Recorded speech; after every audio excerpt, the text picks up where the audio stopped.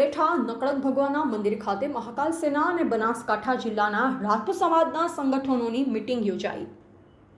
પ્રાપ્ત વિગત અનુસાર રાજકોટ લોકસભા બેઠકના ભાજપના ઉમેદવાર પુરુષોત્તમ રૂપાલાએ રાજપૂત સમાજની અસ્મિતાને ઠેસ પહોંચે તેવું ભાષણ આપતા રોટી બેટીના વ્યવહાર રાજાઓએ અંગ્રેજો સાથે કરવાની અભદ્ર ટિપ્પણી કરી હતી।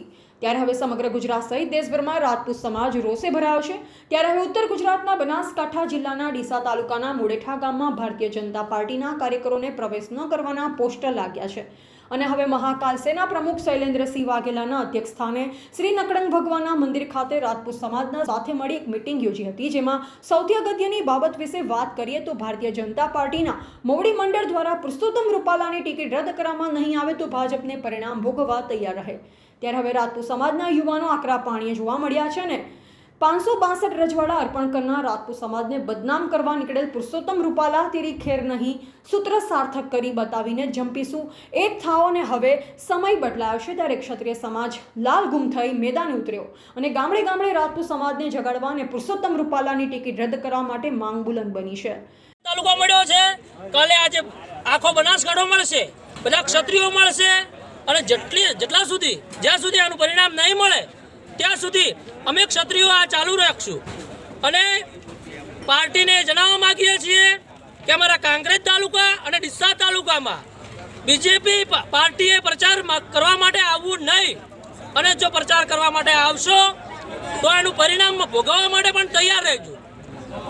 જય ભવાની, જય મહાકાલ। આજે અમારા તાલુકામાંથી કાંકરેજ તાલુકામાંથી અમારા નવયુવાને જે મળ્યા છે એ નિરાધાર એક જ એ છે કે જે અમારી સમાજની બેન દીકરીઓ માટે પુરુષોત્તમ રૂપાલા જે બોલ્યા છે તેના વિરોધમાં આજે અમે બધા મળ્યા છે।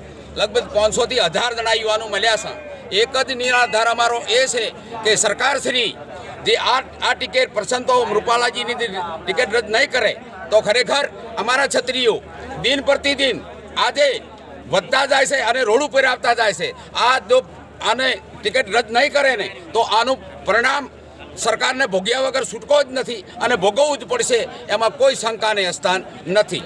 હવે બનાસકાંઠા મહાકાલ સેના અને બનાસકાંઠા જાગીરદાર સમાજના યુવાનો સતત અઠવાડિયાથી રાત દિવસ મહેનત કરીને રાજપૂત સમાજના ગામોને જાગૃત કરવાની કામગીરી કરી રહ્યા છે।